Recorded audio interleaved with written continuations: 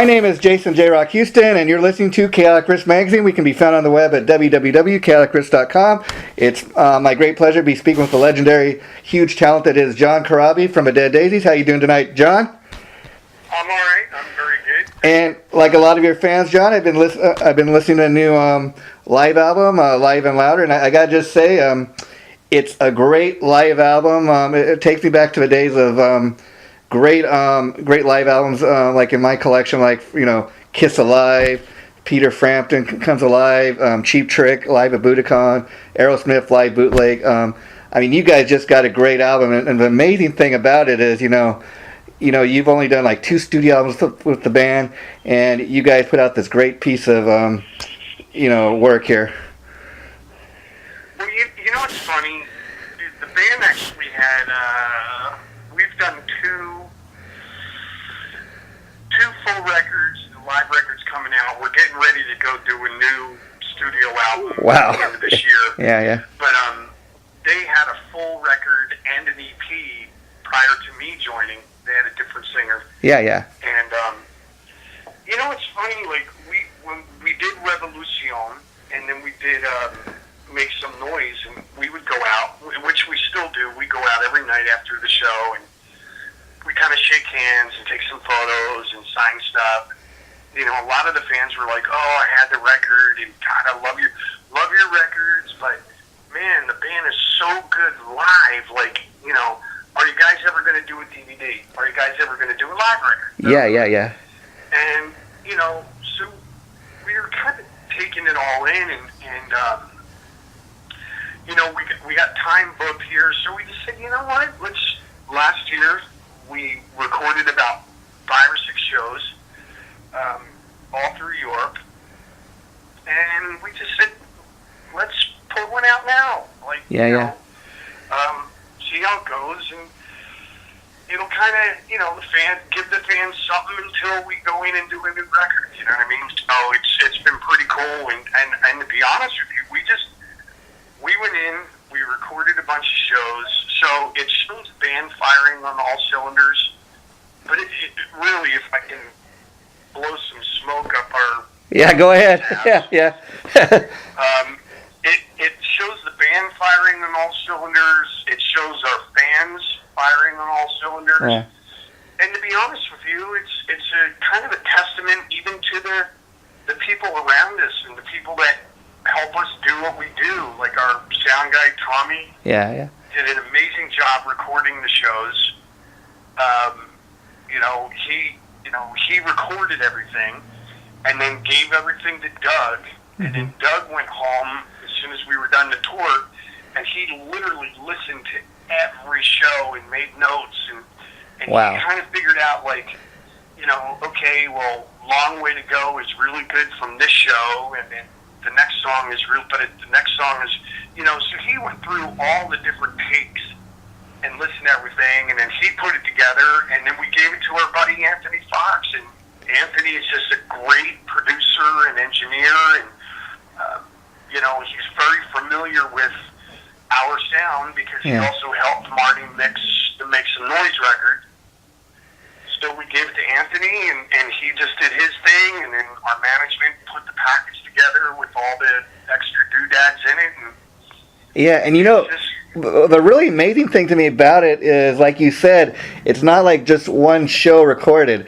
And the amazing thing when you listen to the CD from start to finish, you know, and you figure out, okay, this was recorded more than just one show, is it really, despite that, it really flows, like the CD really has a nice flow to it, if you know what I mean. And it doesn't really seem to matter that the tracks are taken from different shows. Yeah, well, again, that's what I mean. It's a testament to everybody working around us. Like Tommy's been with us, you know, Tommy's from Australia. Yeah. Tommy came in, he's with us all this week, and while we're rehearsing, and he's just sitting there making notes and figuring out, like, all the little moves on the board. Like, he's figuring it all out too, you know. So it's really, really Live and Louder just shows, like, just a great synergy, if I can use that term. Oh, yeah. Synergy between the band, our crew, our people, Yeah, and we're giving the fans what they wanted. And what I they wanted a live record, so here you go. And what I love about it is, I mean, you take the song, Make Some Noise. It's just such a great rock anthem, and I love the fact that the album title, Live and Louder, people think, okay, yeah, it's because it's a live album, but I love the fact that you took, that title right from the lyrics of, Make Some Noise. I think, how cool is that you ripped the title right out of one of your songs? Well, it's funny because it was earlier in the tour, because if you really listen to the lyrics on the Make Some Noise record, yeah, it says, make some noise, yeah. It says make it louder, Oh. make it louder. okay, yeah. And while we were playing it, I just said, live and louder, Yeah. and it just kind of stuck, and we just stuck with it, and then we were calling the record Live and Louder because of the mistake, you know what I mean? So. And that's cool. totally great. When you got a great live band like you guys, that takes me back to the days of what a band like Deep Purple would do. Or even Kiss. You go see these great live acts, and like you said, if you want to just listen to the regular album, you go home. But I love going to some of these live shows, and the band, you would not get the same version that's on the record. They like have extended jams, and they'd add different lyrics and stuff to the songs, like you're saying. And if they sang the wrong word, well, that's a pretty cool thing too. Well, and it's funny too, because very, very early on in my career, my uncle and my dad, who have both since passed, they said, don't, when you do, because they knew I wanted to be a musician. Yeah. And, it was funny. When I was 13 or 14 years old, they took me to go see, it's crazy. One of the other things, I was just telling somebody that one of the earlier interviews tonight that I did, I just told one of the guys that I actually saw the original Queen. Wow. Like 5 times. Yeah. And he was like, oh man, Queen's my favorite band. I never saw them, blah, blah, blah. And it's crazy. Like one of the artists that I saw twice as a kid, I actually saw Frank Sinatra twice as well. Yeah. Wow. One of the greatest shows I've ever seen in my life was Frank Sinatra with Dean Martin opening. Wow. That's cool. And, they really didn't do a lot of singing. Yeah. Because they just fucked with each other the whole time. Yeah, It was pretty funny. But I just remember my dad and my uncle turning around and looking at me when we were leaving, and they both said, if we wanted to hear the record, we would have just stayed home. Yeah. We could have just put on, whatever, one of Frank Sinatra's records. Could have put that on, and I could have played my way. Yeah. There you go. Do it, and but he's like, you got to give the audience something a little different. Show them who you are. Yeah. Have some fun with them. And I think that's one of the things that we do well. Like, it's not unusual for me or Doug or Marco or any one of us to see something funny in the audience or see something in the audience. Yeah. And,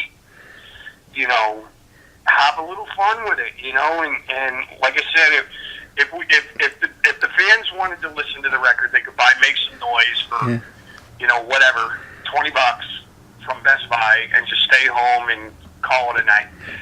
Yeah, and the cool somebody get off their couch and buy a ticket and put gas in their car and then come to the show and you pay to park and like all that shit that they got to do. You got to give them something that they're going to remember. Yeah, and that's what we try to do. And you guys did that so much to the point of like you said, if everybody wants to go and buy a new CD, they can do that. But then you guys also got like a deluxe version. You get a few extra little surprises, a little box set with I think we have an extra CD in there of cover tunes and a couple little. There's a bunch of it's crazy. I just saw the box set for the first time and I was just sitting there going, wow, man, this is really cool. It's pretty cool. Yeah. And to be honest with you, like, I hadn't seen it, and it's funny, I'm in the band, you know what I mean? Yeah, when yeah, I saw yeah. that they were on sale on Amazon, I bought like 3 or 4 of them, because I'll give them to a couple friends, and, you know, I've got some friends that help me out, it's whatever, so I bought a couple of them, and I'll give them to them for a gift or whatever, but I just finally saw the package this week at rehearsals. Wow. And I'm like, wow, man, this is pretty cool. Like, there's the CD. Yeah. There's a DVD in the CD. Mm-hmm. There's a poster. There's a patch. There's a sticker, Yeah. a button, and then the vinyl. And then there's a 7-inch vinyl. Wow, wow. So You get a little extra. It's a pretty cool little thing. You know Package. what I mean? And it's not, like, I don't know, like, the one that I bought, Yeah. I bought it on Amazon or something. It was like $30 for Yeah. all of that. Yeah, that's where I seen it, and $30. I seen it on Amazon.com, and I thought, well, $30 or whatever it is, that's not a bad deal. You get all these little extras. And the other cool thing about the Live and Louder CD that I like is you throw in, great. We get like 2. We get Fortunate Son, which was on Make Some Noise. We get the Who song, Join Together, but then you also have on a song I always loved by Grand Funk. We're an American band, Helter Skelter. It's kind of a, I guess, ode to the Motley fans there. But talk about you guys' decision to record those songs. To be honest with you, we did a. There's a few of them. Like, we've always done different covers. Yeah. A lot of people ask us why. Some people have actually didn't understand why we do it. Yeah. And at the end of the day, man, like, yeah, we're a band, and we've all got, we've all been in bigger bands, and we've got names, and, but at the end of the day, man, we're still fucking fans. I hear you. Yeah. There's not too many days, like, Doug and I, and Brian, Marco, like, we're always sending each other links. Dude, check this out. Like, check out this drum solo from John Bonham from 1974. Yeah. Or whatever. We're always sending each other links. And, so we're fans. And, I remember being on tour with the guys, and, we were at sound check one day, and Doug was tweaking his guitar tone, and he was sitting there, and, he did something, and he just started playing the Wanton song. Wow. And, Brian immediately started the beat. It was just me, Brian, and Doug. Yeah. Doug started playing it. Brian started playing the beat, and I just walked up and started singing it on the mic. Yeah. And, we were like, fuck, man, that sounded great. Like, we should add that to the set. We should do that one night. Yeah. And, we've been kicking it around, and, there was another time when we said, I forget where we were going, but we started jamming Fortunate Son. And we said, oh, that's cool, let's try that. And we all knew it, so we ran through it a few times. We kind of did it at sound check, and we just added it to the set. But we're fans. I hear you, and that's one thing I've always enjoyed about you, John. Throughout your career, you've done, you're a great songwriter in your own right, but you also, whenever you decide to cover anybody's songs, you really, make it your own, if you know what I mean. 2 that come to mind right off the top of my head that I always really loved is when you guys put out the Eric Singer Project CD. I loved your version you did on there, the Edgar Winter song, Free Ride, and then you did a couple of Rod Stewart covers, Maggie May and Gasoline Alley. I really think you own those songs. You made them your own, and I've always loved that about you. Yeah, well, it's funny now. Even with the Dasies, we got asked to do, and we still do them. We'll go on this next run that we're doing. We have we're doing a bike rally, like a big Harley Davidson rally in Hamburg, Germany. But we're going to be there the day before. We have a day off. So our manager's like, hey, do you guys want to go down to the Hard Rock and do an acoustic set? We're like, well, okay, cool. Wow. So we'll go down, and we'll play for an hour and a half.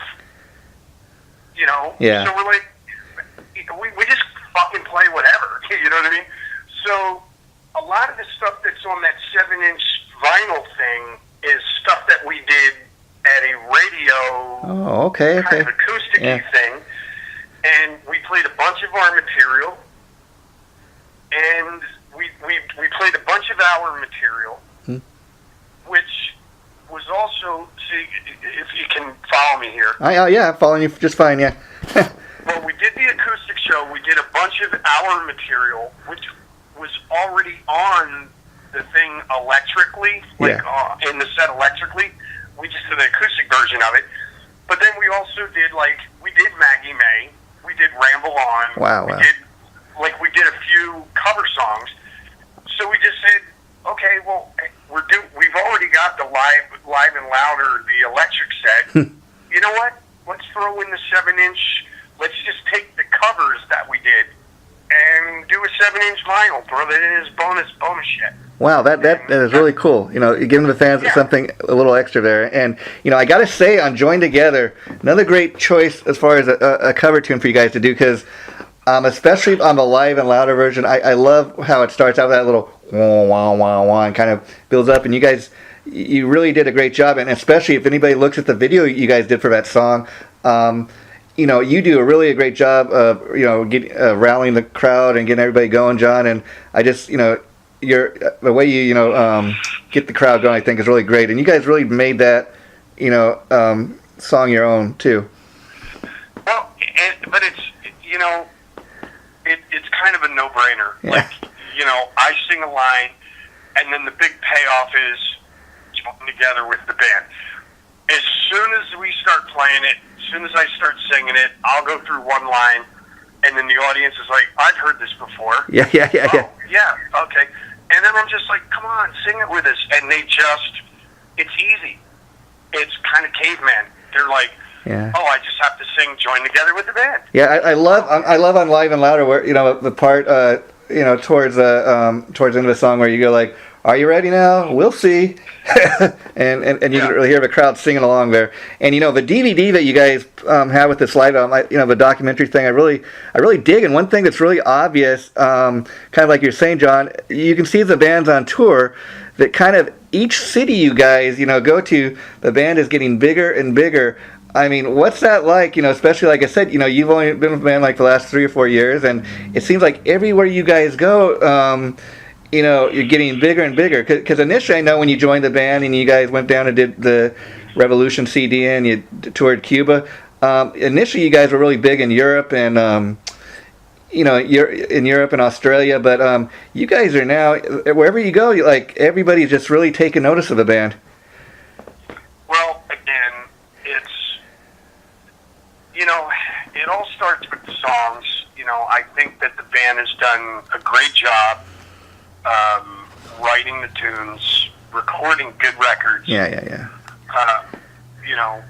And then we have, the support of a great team around us, our managers, the, PR people. I got to be honest with you, if it came down to me being on the internet and trying to keep in touch, which I do keep in touch with the fans, but not to the extent that the people around us, they're just so on top of the social media thing. So they're they do their thing, and the fans have kind of embraced this thing, and and then the last and final thing is that we've kind of gone a little bit old school. Yeah. Where we know we don't have MTV, we know we don't have a lot of radio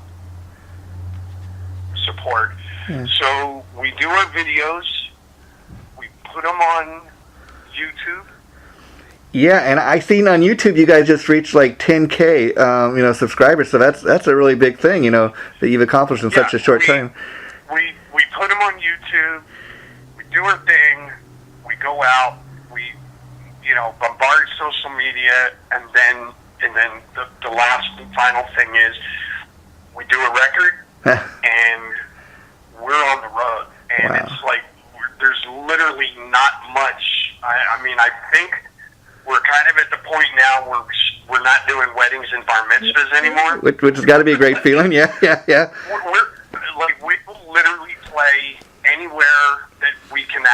plug an amp in. You know what I mean? Yeah. So we just go out and, you know, like we haven't even started. We're in May, and the beginning of June, and you know, we're going to be gone. We're going to be done, man. We're like, once we start this thing, we're going right up until the end of the year. Wow. Yeah, we're hitting UK, Europe.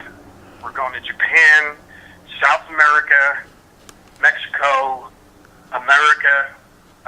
We're doing a show in Canada, and then we're right back into the studio. Yeah, and I gotta say, like, again, Live and Loud is just a great thing to have in your collection. Great CD, great DVD to go with it.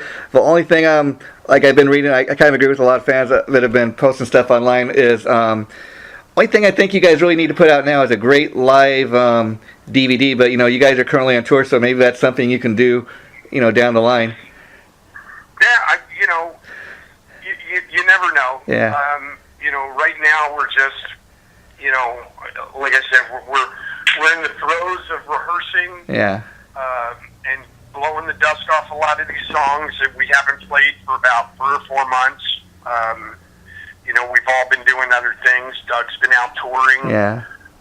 With some of his side things, and Marco's been on tour with his solo stuff. I just got back from, you know, month and a half, 2 months doing acoustic shows in Canada, and you know, so now we're back to work. We're ready to go, and you know, yeah, it really seems like 5 or 6 months is going to be insanity. It really seems like there's not much downtime for you guys. And I want to ask you, there's another song on the live CD, Lock and Load. I know that's one of the songs that they did previously before you were in the band, but do you know anything about the history of that song? Because I was reading the writing credits, and it said that the band's original singer, John Stevens, I guess, wrote that with Slash. Yeah. That's kind of interesting. Wow. And and actually on the original version, it's Slash playing guitar as well. Wow. Okay, I have to check that out. And then just a few more things before we wrap this up, John. I was also reading on the band's Facebook page that I think it was last week that the song "Make Some Noise" was played in a major league baseball game. How cool is that? You know, talk a little bit about how that came. You guys got that opportunity. You know, it's funny. When we were doing the song, Doug had the riff, and we were sitting there. You know, we were obviously sitting there trying to think of, like, all right, what do we want to write about? And, you know, Doug's like, I got this riff, man, and I'm just hearing like an anthem.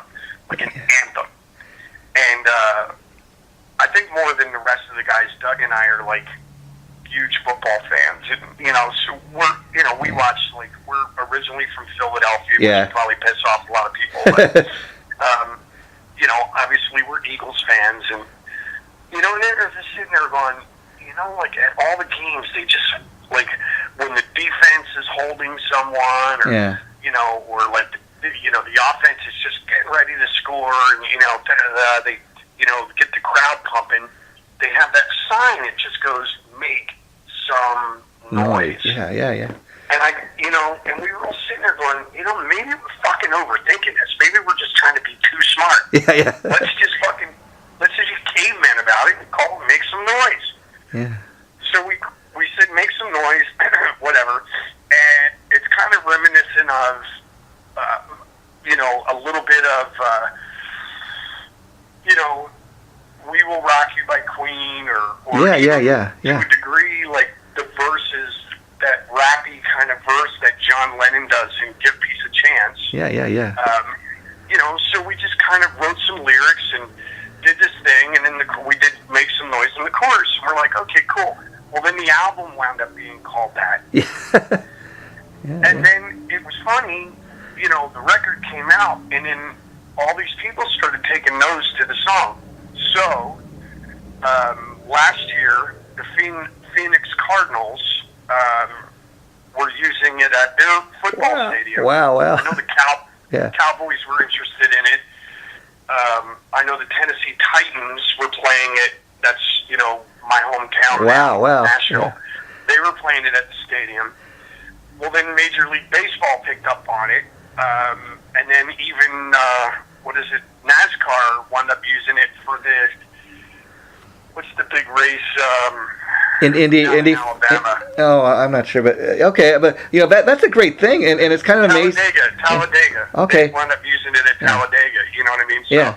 It was pretty cool. And so it's kind of taken a life of its own. It's we weren't really planning on it, but that's how it's playing out. So we're okay with that. It's and as being one of the guys that wrote the song, I mean, you got to be loving that. I mean, it's kind of funny that you're mentioning like talking about Queen and the Who being being influences on you earlier, because when you think about all those great anthems, like you're saying, like "We Will Rock You," when you think of songs being played in like sports events, typically it's like old Who songs, Queen songs, Bon Jovi, the big rock bands, and I love the fact that a band like the Dasies that hasn't been around as long, that you guys are getting some serious recognition having your stuff played in the big sports events. Yeah, and again, it's like I'm sure when Queen was writing, they weren't thinking of that. When they wrote "We Will Rock You" and then "We Are the Champions," they weren't thinking about a hockey team hoisting up the Stanley Cup, or they weren't thinking that they were talking about. In the rock world. I hear you. Yeah. And that's kind of what we were doing. We were just sitting there going, we just want an anthem, something that we can get the audience to sing along and just stomp their feet and just all this other stuff. And, now we did get the title. The idea for the title was something that you see at football games, but it was like, oh, maybe we're just overthinking it. Boom, let's call it Make Some Noise. Wow, okay, wow. Cool. Yeah. Boom, boom, boom. We wrote it and we put it out there. And now it's now it was funny. We just Friday night, the Yankees invited us to their stadium. Wow! And we went to the game. Doug, me, Brian, like the whole band. Yeah. We went. We were their guests, and now they're going to play it during their home games Wow. the entire season. So we're like, oh, that's cool. That's kind of cool. You know what I mean? And we just went. We had a great time and watched them, unfortunately, lose. But it was cool, man. It's fun. Yeah. Like it's another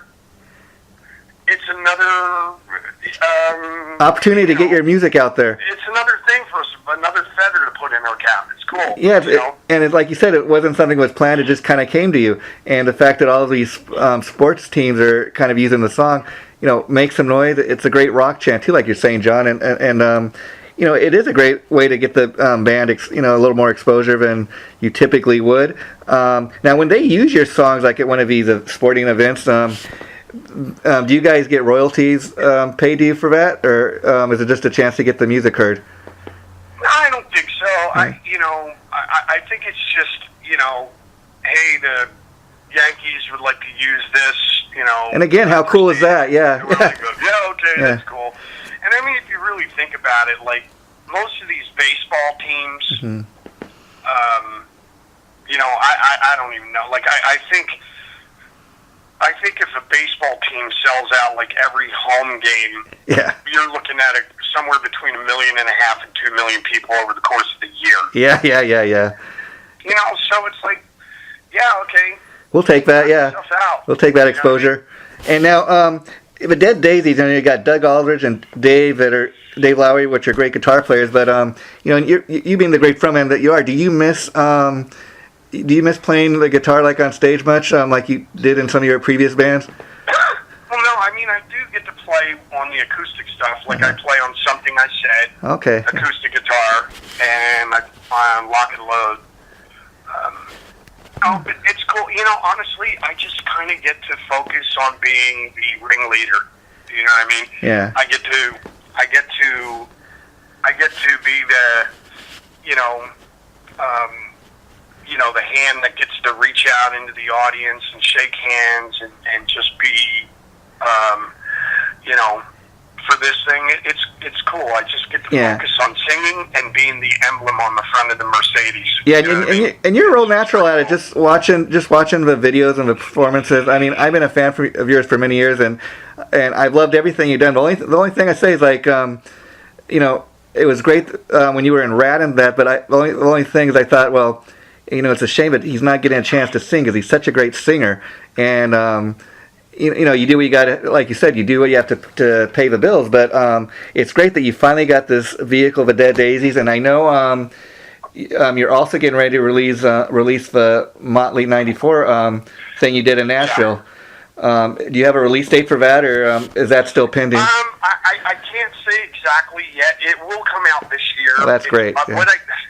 The thing that keeps the Daisies. You know, well, it's funny because I'm in both bands. Yeah. You know what I mean? It's like my solo band and then the Dead Daisies, and it's a good problem to have. I hear. Like, yeah, I agree. I recorded an album. I was going to put it out last year. It was pretty much the time that we had slotted for my live record was like within 2 weeks of when we were going to do the Make Some Noise record. Wow. So I went back to my record label and I said, listen, you know, I've already recorded this. It's done. Like, let's just sit on it and wait.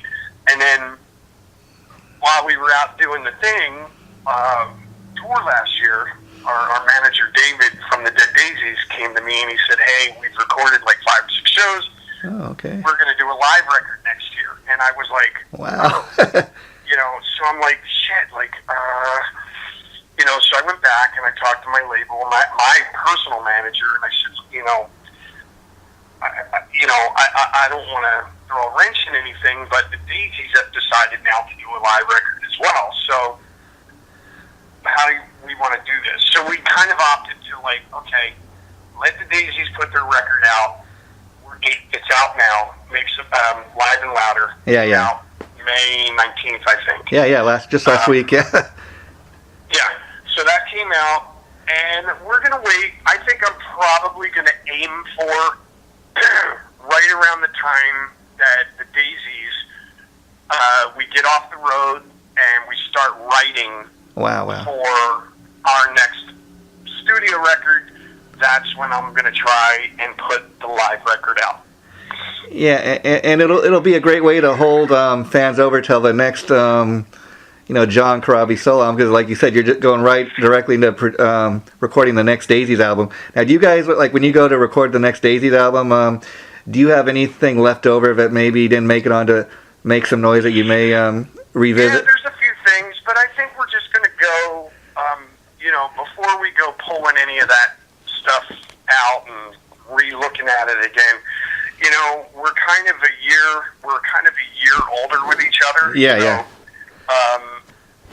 I've got a few ideas. I know Marco, I was just, before I came up here to New York to rehearse, I was with Marty Fredrickson. Him and I got together, and I was kind of showing him some ideas that I had.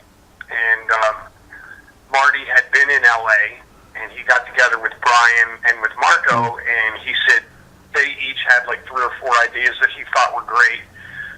So then I played him some of my stuff, and I had like 5 or 6 ideas, and he thought they were cool. Wow. So we haven't even gotten into Doug's ideas yet, and then David's ideas.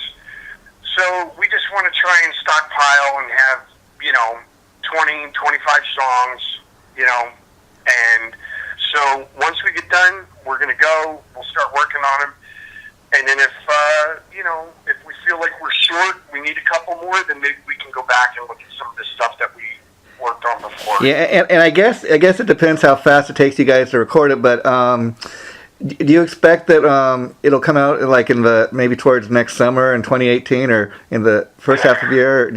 I would think so. Yeah. I mean, that's the one thing I can honestly say about the Dead Daisies. Like, we've done 2 records since I've been in the band. Yeah, no shortage of material, yeah. And we literally, it's crazy when you think about it in this day and age, but we literally will get together and we will write, record, mix, and master an entire record. We've done it twice now. We'll do it in about 30 to 35 days. Wow. That's the way they used to make records. Now, let me ask you, when you guys record, do you do it the old school way where everybody's in the same room together, or does everybody kind of record their parts separately, which kind of is the modern way of doing it? We are all together when we write, and we are all well, now, let me rephrase that. I have ideas that I worked on my own. And I played them for Marty, and he's like, yeah, these are great, let's do this. And then same with Doug, same with Marco, same with Brian, same with David. Now what we'll do is we'll all get together, and we will all take our ideas, and we'll all work on them together. And basically I'll say, oh, here's this riff that I had. What do you guys think? And then they'll expand on that, and then we'll try and make it a map of a song. Wow. And then we will all go back to Nashville. Okay. And we will all be in the same room while Brian is tracking his drums, and we will lay all the ideas down and build them and do, like, we are there together the entire time. So when I'm writing on, like, as soon as they lay the drums and the bass down, I take the tapes and I go into another room and I start working on melodies and lyrics. And if I have a problem, I can get up and I can go to Doug or David or Marco or Brian and go, what do you guys think of this? Or blah, blah, blah. And they'll throw an idea back, and I'm like, oh yeah, okay, cool. And I go back in, and then so I'm there when Doug's doing his guitar solos, and Brian's doing his drums, and they're there when I'm doing my vocals, and the whole thing. Yeah, that must be a great thing to be in a band with guys that are just as equally, as talented as you, and it's not all on you just to write everything, because each guy in the band is really they bring something to the table. I feel. I mean, you take a guy like Brian Tishy, awesome, fantastic drummer, but I know he's like a multi-instrument. I know he also plays like the guitar and some other instruments. He ever when you guys are writing songs, did he ever like bring a song idea that he wrote on the guitar or something, as opposed to just? Hey, listen, that's the thing. It's crazy because when we start, we will sit down and we're writing. Yeah. David's got a guitar. Marco's got a guitar. Doug's got a guitar. Brian's got a guitar. And I have a guitar. Yeah. And we're all playing. Wow. And then we go, okay, cool, we got a little map. Then Brian will get up and he'll go sit on the drums. And then we work it out like as a band. Boom. Okay, cool. We'll record it onto a phone or some sort of Doug's computer.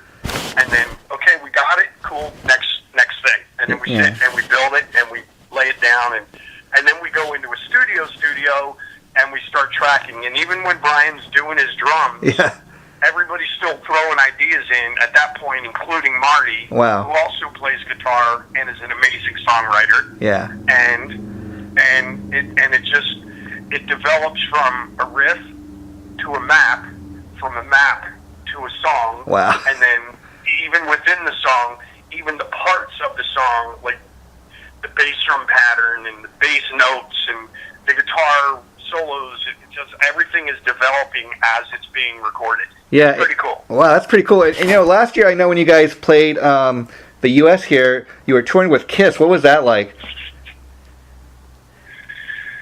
It's, honestly,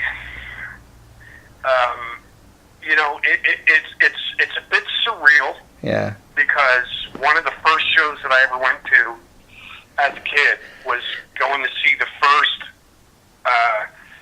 Kiss wasn't even playing at this point in huge stadiums yet. Wow. I saw them on their first, right when the first live record came out. Wow, how cool is that? Look at what you're doing now. Yeah. And then, I moved to LA years later, and I wound up meeting Eric Singer, who at the time was in Black Sabbath. Yeah. And then I met Gene Simmons, who took a very, very big interest in my career when I was in a band, even before the Scream, I was in a band called Angora. Wow, and Gene tried signing that band, and so throughout my career, Gene's kind of been in the distance. Yeah. And he's like, he's watched me go from Angora to the Scream to Motley to Union, to what I'm doing now. And so, going on tour with the Kiss guys as, incredible and surreal and everything as it is, it's also kind of like family. It's like a family reunion, man. It's weird. It's the weirdest thing, when you sit and you look at Paul and, and that's the other thing. I do have to say, like, those guys, are beyond deserving of their Hall of Fame inductee thing, and and you go out and you watch their show, and it's just so over the top. And when you consider they've been doing it over 40 years now, they're still doing it. They're still just as good. And you look at guys like, I don't know exactly how old they are, but I dare anybody listening to this thing right now to put on Paul Stanley's boots and walk around for an hour. Yeah. Motherfuckers jumping around, doing all this other kind of shit, like singing, prancing around the stage in like boots that weigh like 10 pounds. At his age, and he's still doing it beyond well. Same with Gene, same with Tommy, all of those guys. And the reason I brought up you touring with Kiss is because I see when you guys play here in LA this summer, the opening band is the Dasies, which I guess features Paul Stanley's son Evan he's the lead singer. How did you guys hook up? I guess through your friendship with the Kiss guys, or? Well, the Kiss guys, I met Evan the first time. It was funny. I don't know why he was there. Yeah. But he was in Nashville for a while. Wow. And he would just come down to this thing called the Rock and Roll Residency. Yeah. The two guitar players in the residency are in my solo band. Okay. And Evan would come down and he would jam, and when I remember seeing him play, and I'm like, fuck, he plays his ass off. Wow. Yeah. And then we did the Kiss Cruise last year, and Gene had Nick out. Nick Simmons sang, and he was great. And then Evan's band came out and played, and we were sitting on the side of the stage watching them play, and we're like, we're all talking like, "Fuck, these guys are really good, man. We should do something with them." Yeah, the cool thing is, I guess their CD, their EP or whatever is just coming out, I think, this week, and I gave it a listen what they had online, and it sounds pretty cool. And the cool thing is, they've really got their own original sound. It's not Paul Stanley's son trying to be Paul Stanley or anything like that, which I think is really a smart thing on their part. It's cool rock and roll. Yeah. Pop rock. Yeah. It's got like a pop element to it. Kind of like Beatles element to me. Yeah. Yeah, it's really cool. Yeah. So we were like, fuck, these guys are awesome. So we just said, okay, let's, whatever. And, that's out of my control, but somebody in our management and their management, they made it happen.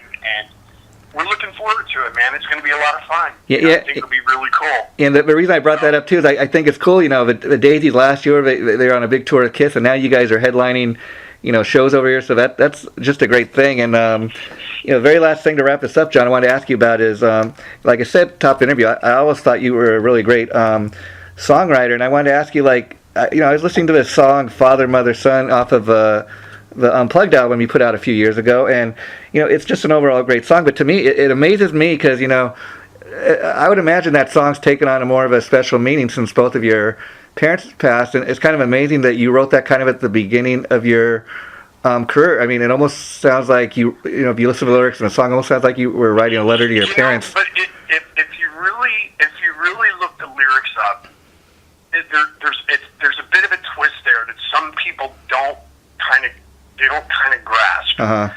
And I will tell you why. I wrote it. But basically, the first verse is the son talking to his father. Yeah. And telling him how great of a dad he was. Like, I appreciate everything you did for me, Yes. Yeah.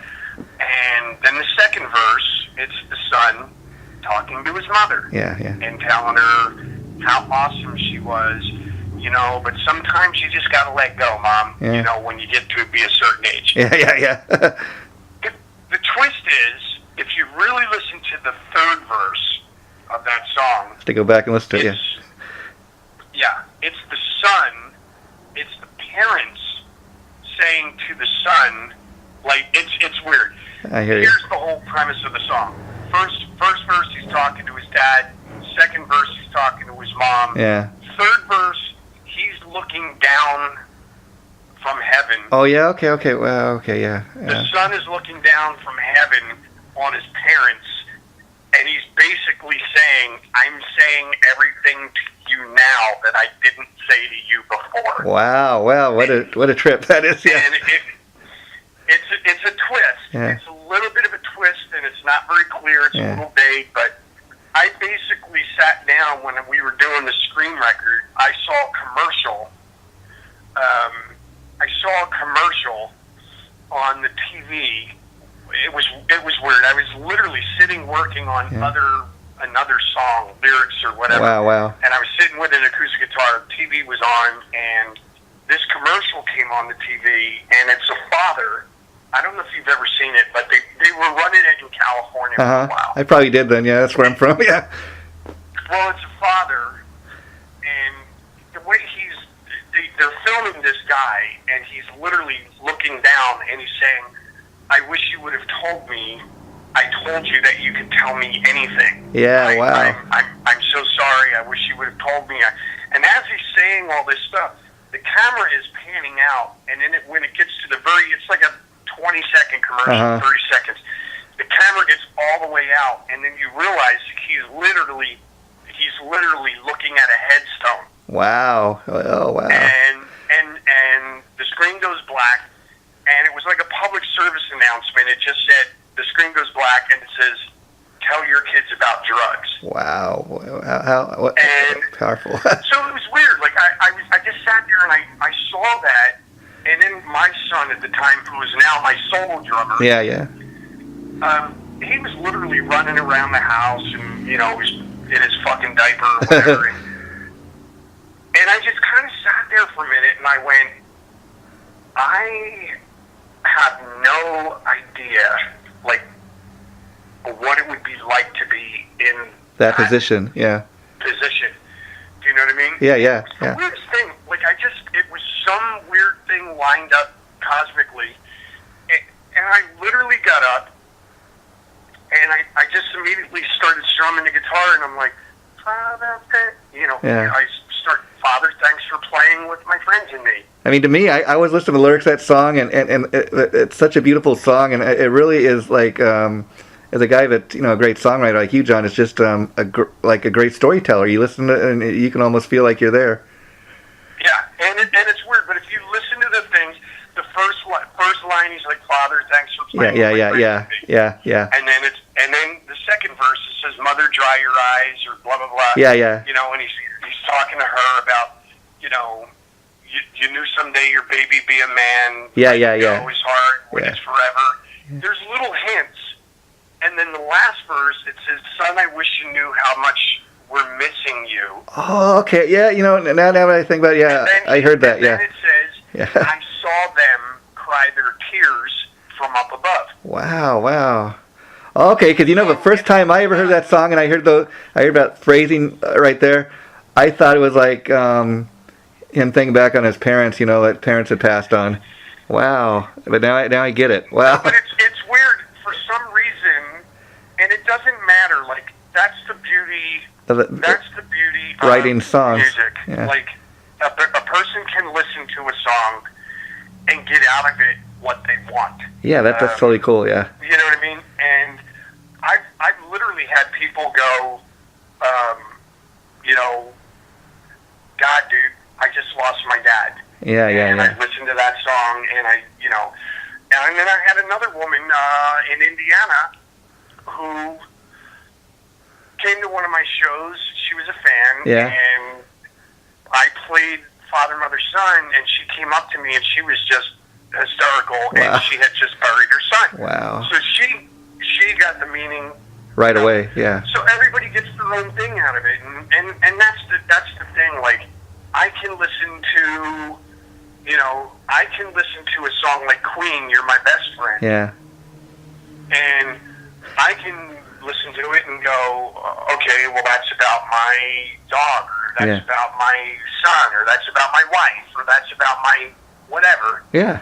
And you can listen to it, and you'll have a completely different person or meaning or whatever. Yeah. I mean, so beauty's in the eye of the beholder. I hear you. And anyways, listen to it again, and you'll understand. I will understand kind of where I was going with that. I get it now. Yeah, I remember all the phrasing, like you said at the very end there. I get it now. I thought it was about him looking back on his parents after. Well, what a trip. That's an interesting thing to know. He says at the very end of the song, the last thing he says, I'm sending all my love to you. I'm watching from above, and I'll be in your hearts forevermore. What a trip. Okay, wow, I get it now. Well, John, I know it's late where you are, so we're going to wrap this up. The very last thing I wanted to ask you, so we got the next Dead Dasies CD you're going to get to work on after the tour ends. You think the Corabi solo CD might come after that? After the next Dead Dasies tour? Oh, you mean a new electric record? Yeah, I know you've been working on that for a while. Like, have you recorded anything for that yet? I'm hoping. I mean, that's the plan on paper, and everything always looks good on paper. Yeah. Somebody throws you a curveball, and you're like, what?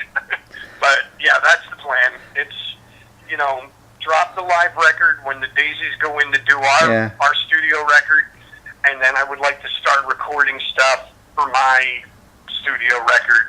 Yeah, well, the Dead Dasies, that's your day job, as they say. That's the main gig. So you gotta do that everything in time. But I just don't know how you do it. I mean, this seems like you never have any downtime. But thanks again, John, for taking time to talk to me. I'll be sure to let Chip know when this gets posted, and maybe we talk again when you drop the Motley '94 album. But it's really been a pleasure talking to you. And best of luck on the tour and everything. All right, buddy. Thank you. Take care, my friend. Bye-bye.